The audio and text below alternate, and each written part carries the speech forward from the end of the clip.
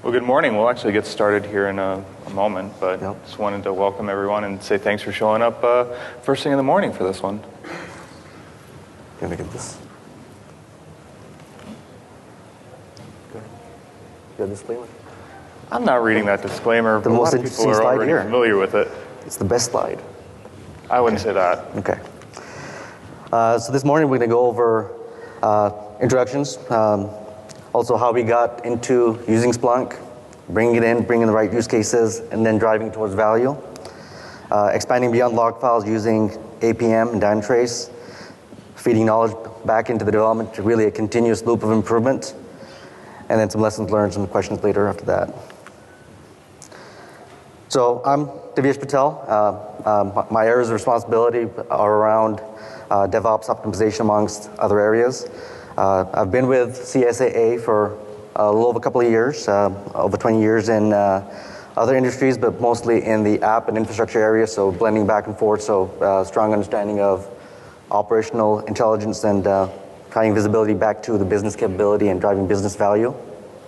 My name is Doug Ericla. I'm a capacity management analyst with CSA Insurance Group, and my past work has been in application development, so understanding how applications are created, moving into how they perform, then looking at metrics to the point now where we're starting to forecast metrics. So I've been with CSAA for almost 3 years now, actually, doing web analytics and PaaS analytics, which is a wonderful application. And Divyesh, would you like to tell them about CSAA?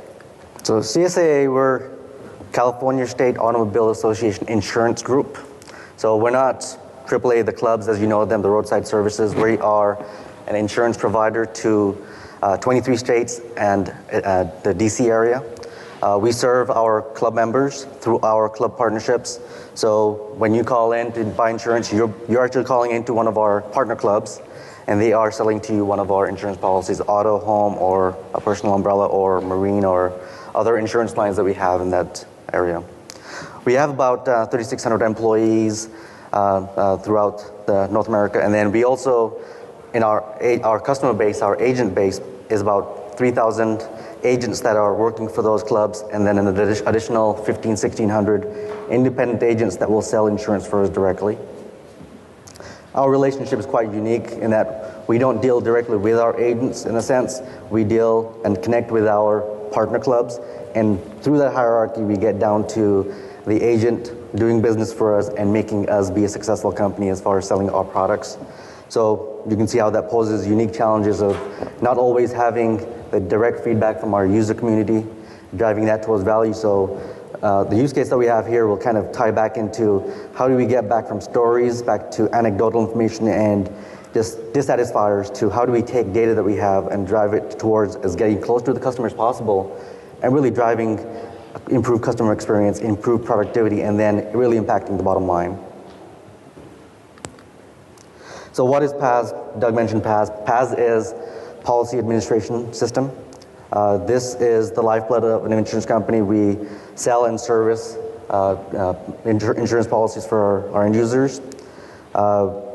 We have a mix of legacy systems that we're in the midst of transforming.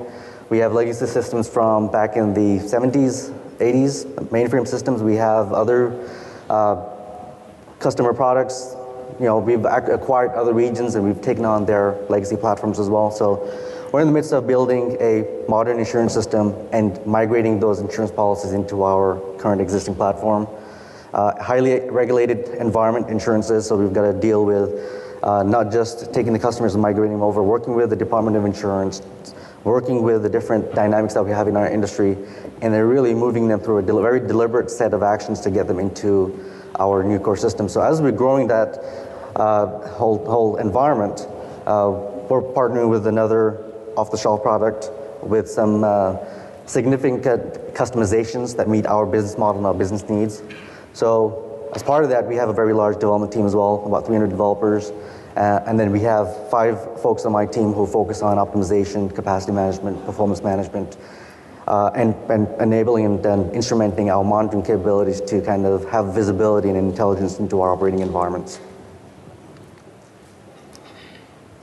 So So in the beginning, the use case for Splunk was bringing it in, looking at application logs, starting to understand what it is that ties us back, really the technical bits and bytes that ties back to user experience, and to be able to drive value and improvement from there. So when I started a couple of years ago, we were probably rolled out to 1 or 2 states. We had maybe 500 probably agents rolled out, maybe about 100,000 policies on system. And right off the bat, all we were hearing is, it's too slow. We are struggling with errors. We are not able to do business when we have a captive customer prospect on the phone with us or in front of us. It would take too long to kind of close that business, and sometimes the frustration would be they would just get up and leave because it was just not happening in an efficient manner. So errors was one of them. Difficult to understand the pattern of errors. Was it happening on a business workflow? Was it a specific customer's parameters or permutations? Was it a specific error? Was it a specific server? Was it infrastructure? Was it this? Was it that? It was not having facts to go back to. We actually made a few trips out to a couple of the agencies and tried to understand what the dynamics are. The human eye doesn't always see what the problems are too, so you don't always get those same users in there. How can you go back and mine that data and be able to make sense of it? Was it a matter of perception or quality? Was it true quality or not? So, Doug? With that, we found finding answers was incredibly difficult. You had a lot of questions, but where do you go? Do you start looking in your application transaction record? That'll give you some information, but when it comes to the actual application logs, you're actually having to look at several different servers in your cluster. We actually started with 16 servers in our application cluster. We're up to 30 individual servers ranging from application servers to rating servers to administration servers. And being able to look at each of those JVMs and getting the log file for it was a monstrous task. The logs were so distributed, it was hard to understand patterns. Was there a specific server type that was experiencing an issue? We spent hours every morning with the production support team just sitting there reading application logs. So much of that knowledge was tribal knowledge at that point. They spent a few hours every morning looking at these things. They became the experts. They were making the correlations in their mind. But if you needed somebody new, or if you started seeing a new issue, how would you recognize those patterns? And this is customer feedback, a lot of it that we're dealing with. It was slow. It was taking too long. We ran into an error. What is an error? How many people have gotten that from customers? Yeah, we hit an error. Well, which one? What did it say? How frequently did you get it? What did you do to cause it, if it was an error that they indeed did cause? Plus, there were a lot of areas where we would get feedback channeled back to us. The insurance agent would tell their manager, who would tell their technical consultant within their agency, who would tell their VP of enterprise, who would then tell the club president, who would then feature it onto our insurance group president down the line. By that point, you're playing a long-distance version of telephone. Facts have changed, things that are completely different, and the story is nowhere to be actually seen in the data. So being able to see true customer feedback. Now, we started with a single use case.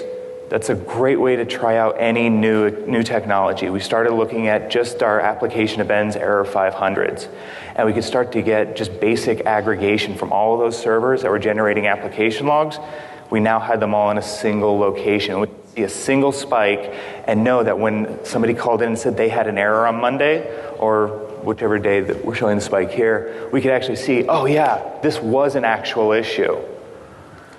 But then we started taking it beyond just basic aggregation. We started categorizing based on what the exception name was, what the response type was, and getting more detailed aggregation and categorization of these exceptions. And we could see when a specific type had suddenly become much more pronounced and start to triage just that one rather than dealing with the quote-unquote error that we all hate to deal with. And we could also start doing server-based metrics. Was it a single server that was throwing this? Were we having a stability issue? My actual title is as a capacity management analyst, so looking at how the servers are performing is one of my core job duties. and seeing when we're overloading one and causing exceptions is finally a wonderful tool to be able to see and start to triage and roll out fixes for. If a server needed to be rebooted because it was getting too much traffic, we could do that. So overall, with our POC in Splunk, we were able to address several of these questions. If you'd go to the next slide. We were able to see the increase in exceptions. We narrowed down time frames of when these exceptions were happening. We could also see, was it a single server that was causing this issue? Maybe that was what a user was having a problem with. And then we could merge all of this information in and truly get a good understanding, was it a perception issue or was it a true application quality issue? So if we want to, going back to our questions that we had when we started it all, was there an increase in exceptions? Yes, we answered that one. Was it difficult to understand the error patterns? We solved that one as well. And we solved the matter of perception and quality. This was all just during our initial use case of looking at error 500s. So during that time, as we drove that whole proof of concept of how we would bring in Splunk, drive it towards value with the added visibility with a very narrow focused area we were looking at. So back last year, we were having about 5,000 plus error 500s that the application was producing that caused a massive amount of disruption to our end users. Over the time, as we've used the captured data, driven it back into development and operational stability activity, we've driven it to less than 1,000 per week. That's 4,000 times a week where we're not impacting our ability to sell and service business and not dissatisfy our end users. So 75% reduction. At the same time, we are not at 100,000 policies in the environment anymore. We are over 1.4 million policies now on the platform. So we've grown the business on the platform exponentially, at the same time driven down our error rates. And one of the anecdotes with this that I love is that at one point we had standing meetings with club representatives to discuss and prioritize some of the exceptions that we were seeing. We had a meeting now 6-9 months ago, and this topic came up of these error 500s that we had in the standing meeting. Just for this reason, they're like, hey, this isn't that big of an issue for us anymore. Can we move on to more important topics? So when the business is then telling you that this is no longer an issue, it frees your time up to start looking at other areas of improvement. Moving beyond application logs and APM. Your mic fell. Thank you.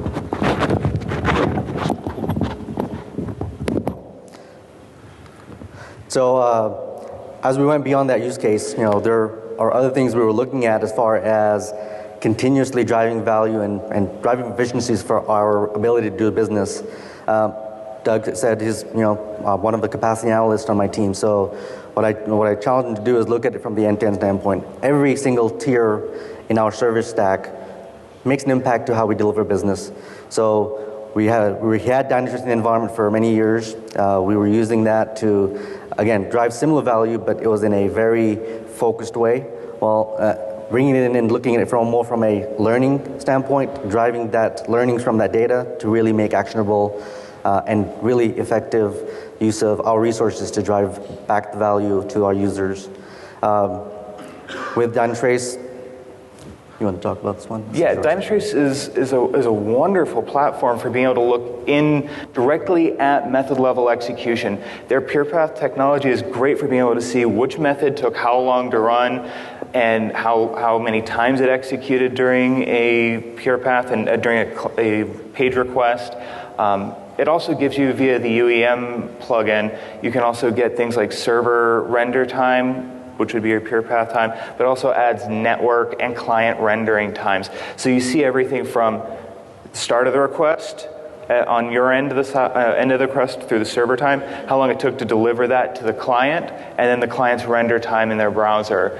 And being able to pair that up with other technologies was wonderful. It also gives us database response times, JVM heap stats, so we can start to see when our JVMs are starting to suffer from potential lost threads, memory overloads. We found that in several times where we were just not warming up certain parts of our application properly.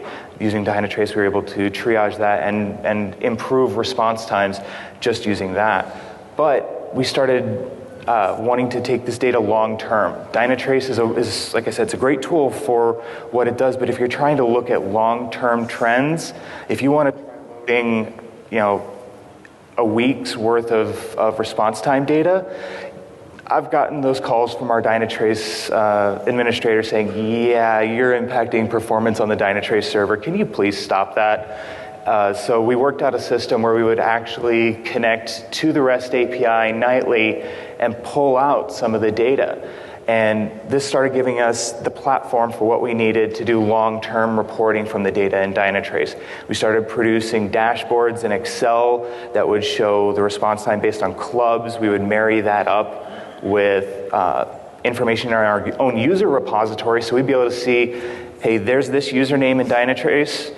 That username then belongs to this user in our user repo. They are in this club at this location. So we can start to segment that performance data into much better and much more usable information, because we can then reach out to a specific club and say, okay, we see you're having a response time issue.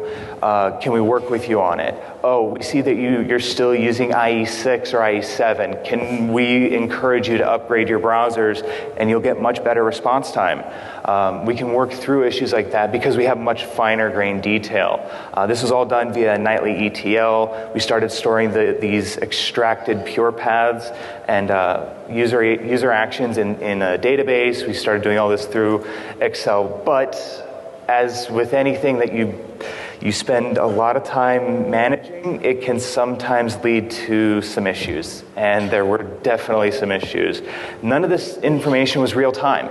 Like I said, it's a nightly ETL job, so it would run every night at 1:30 and pull in all the data for that day. So if I wanted to see what was happening right now, yeah, I'd have to wait till tomorrow.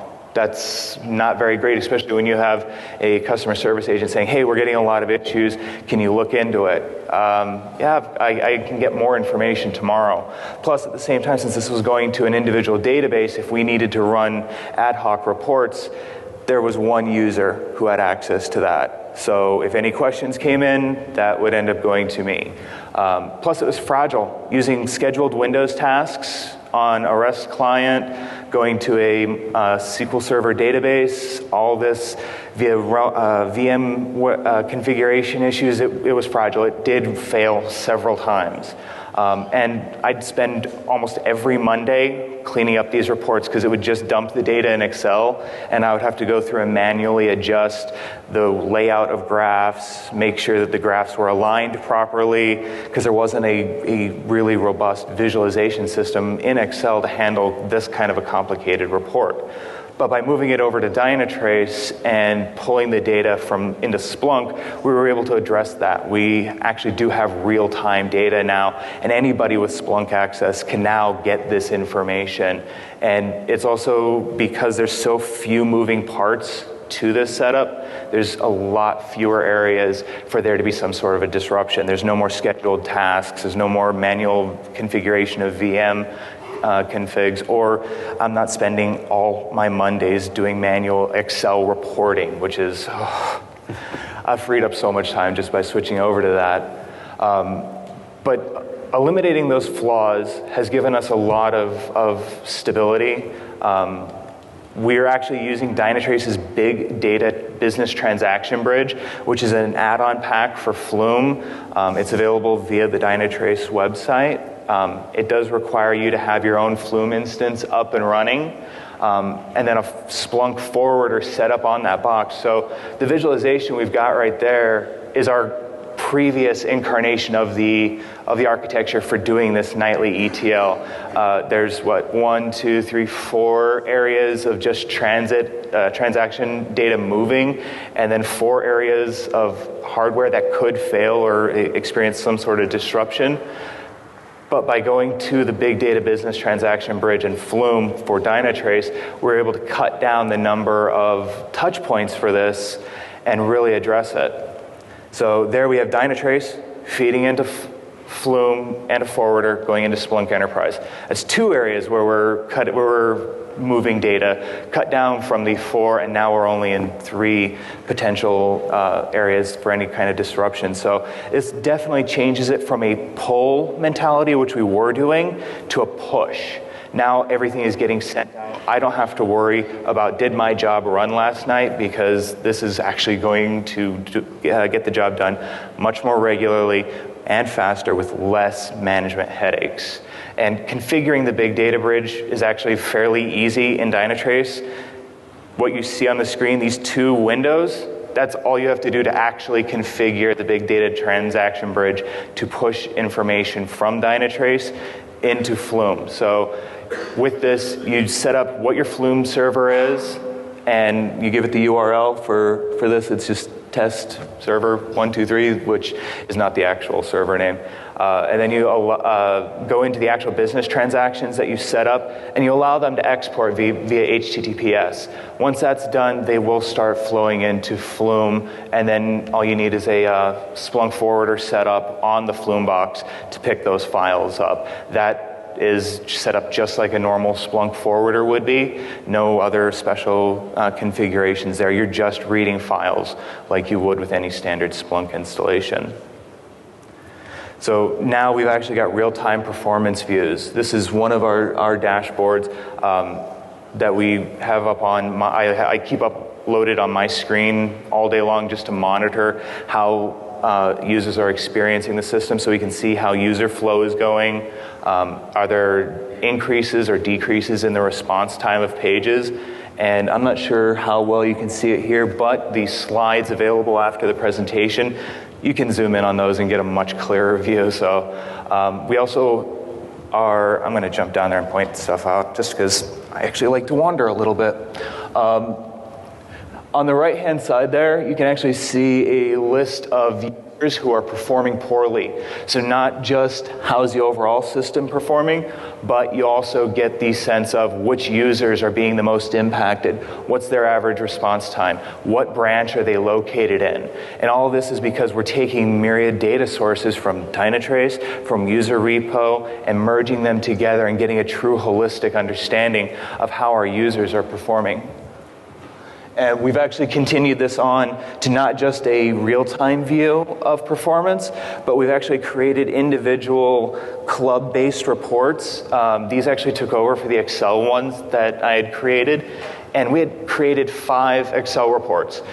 Like Divyesh mentioned earlier, we actually do cover 23 clubs.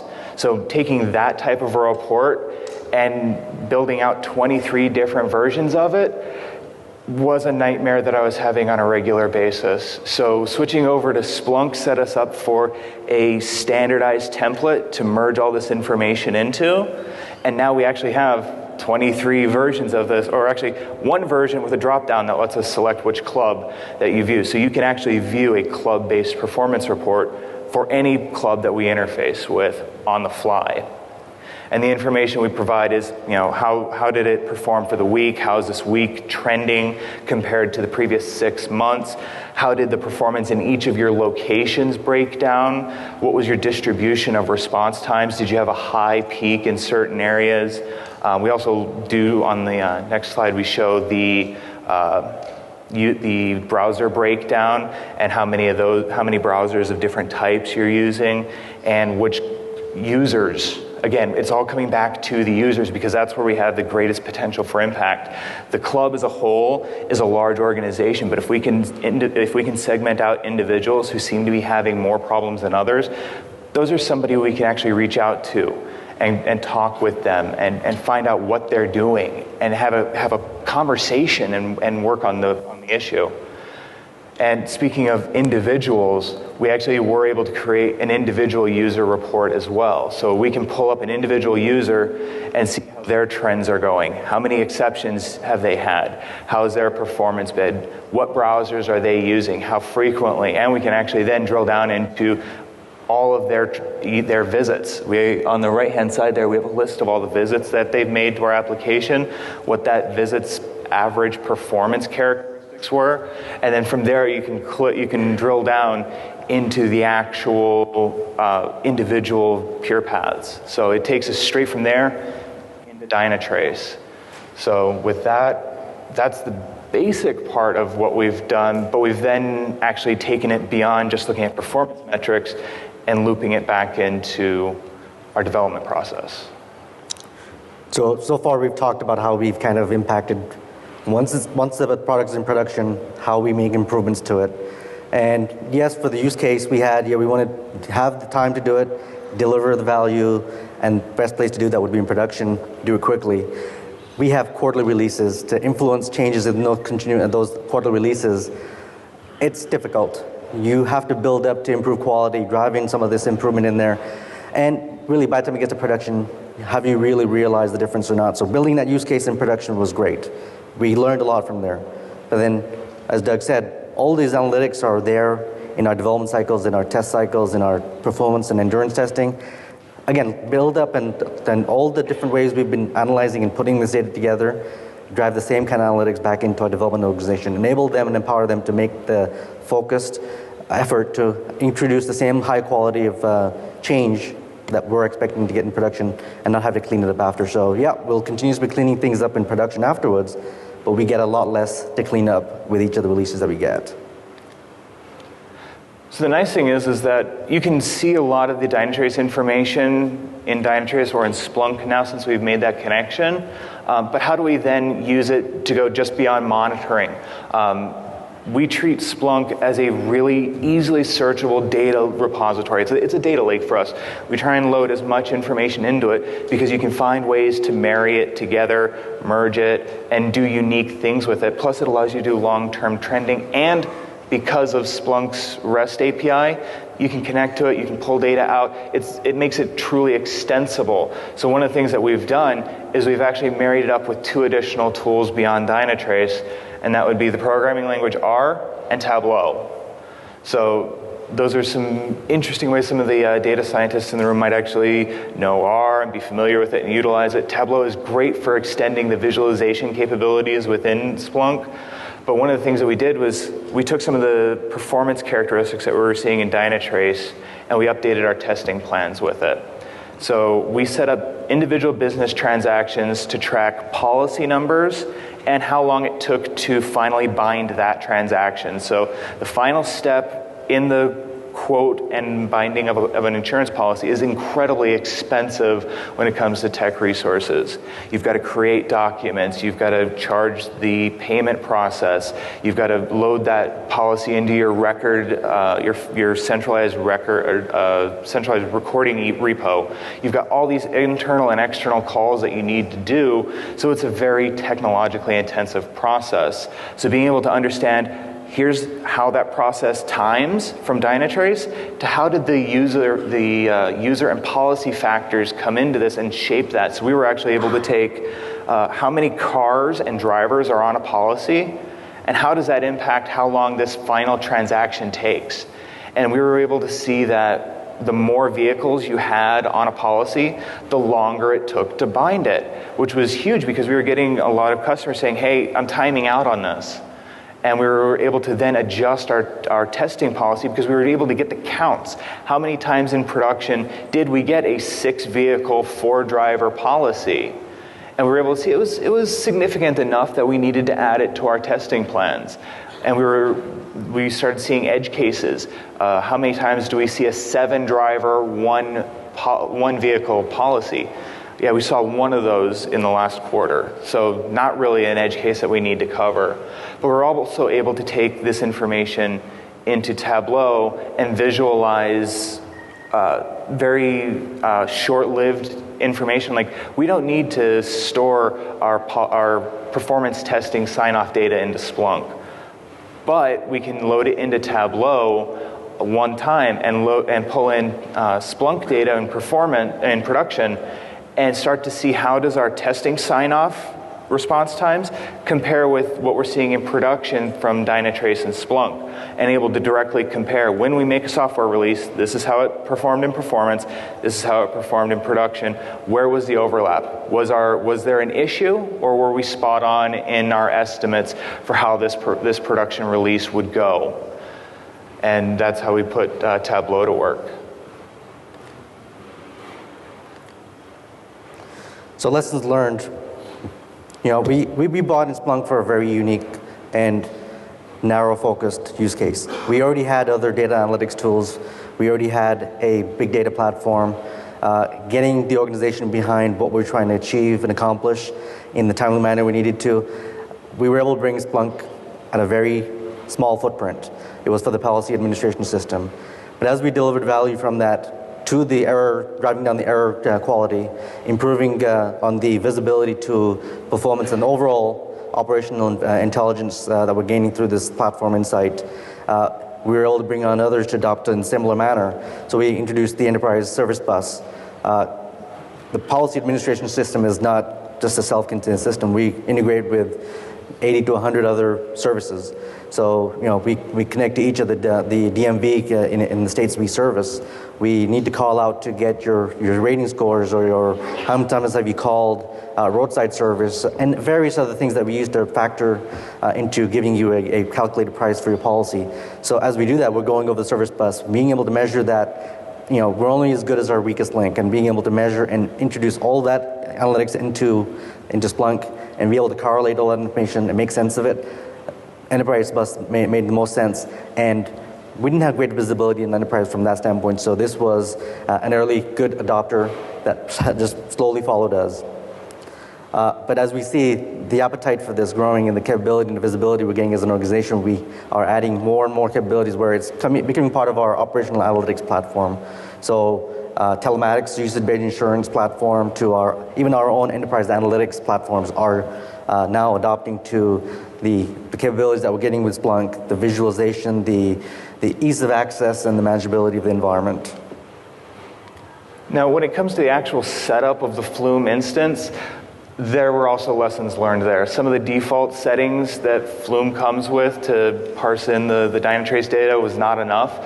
So we would end up missing out, and we'd have gaps in our data. This drove myself and some of our Flume management team and our tools team bonkers trying to troubleshoot what the issue was, because it would randomly bomb out.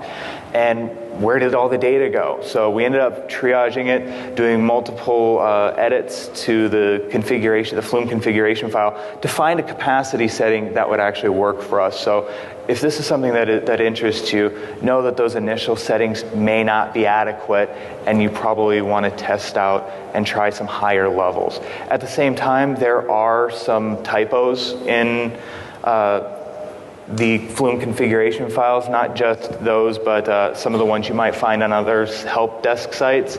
So make sure you do glance through them. It's capacity, not capacity. That also does impact your ability to bring more data in and cause problems that you're going to scratch your head on. So with that said, any questions? Yes, sir. So what are your retention period is long? Like how, and then what kind of data you use? We use Tableau for forecasting. What was the other part of the question? Retention. What's the retention period of data is long? The retention data. We are retaining a year's worth of data right now in hot and cold storage. We haven't. I don't know what our freezer capability is for even longer term, but that's something I'd have to work with.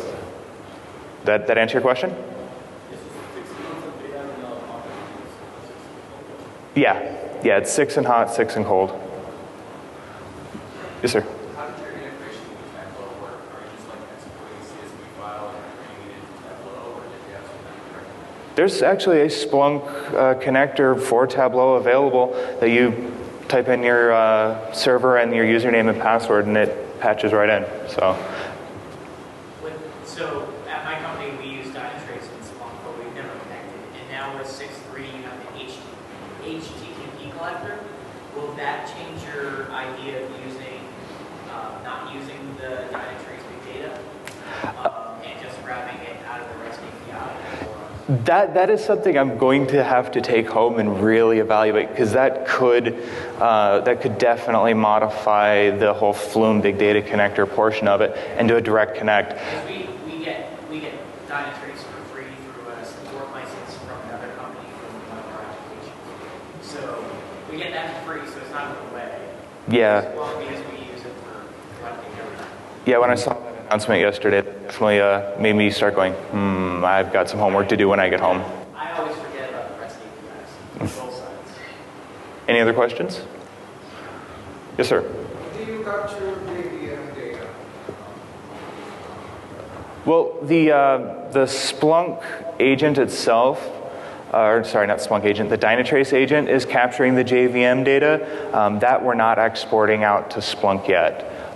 We are just exporting DynaTrace business transactions to Splunk.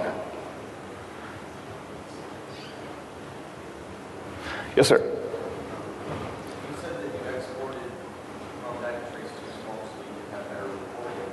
Why did you not use the DynaTrace web dashboards? Was it free before they did that? This actually started out before they did that, but at the same time, the web dashboards, if you're looking at 6 months of data, you're going to get a call from your DynaTrace admin asking you not to load that much data, because you could very well impact the performance for other DynaTrace users, and you don't want to be that guy. That's one of the reasons why we started exporting information, is so that we can do long-term trending without impacting the ability for others to drill down into pure paths. That's always a triage tool that should be easily accessible to everyone without suffering from somebody loading a month, 6 months worth of data. How much data is 6 months? That's actually surprisingly not much. I don't tend to think on the long-term scale for that. That's another team that's managing that. Since we're on the PaaS team, I think in daily ingestion rates. Right now we're at 15 gigs total, and that's for both our application information and our DynaTrace logs. So it's really not that bad. But at the same time, we've only taken in the information and the logs that were going to be useful for us to do what we need to do. As we increase that scope, that's going to That will only double continue to probably. increase, yeah. The DynaTrace app for Splunk is really helpful in getting started, but one of the things we found was that by enabling all of the pure paths and all the settings within it, it was a lot of data we weren't ready to ingest yet and make use of. So we started from the ground up, building our own connection, and we were able to then control exactly which business transactions were getting exported and manage that volume of data so that we can control it rather than just all of a sudden onboarding a whole bunch of data. Well, if there are no other questions, I really appreciate you all showing up, and thank you very much. Thank you.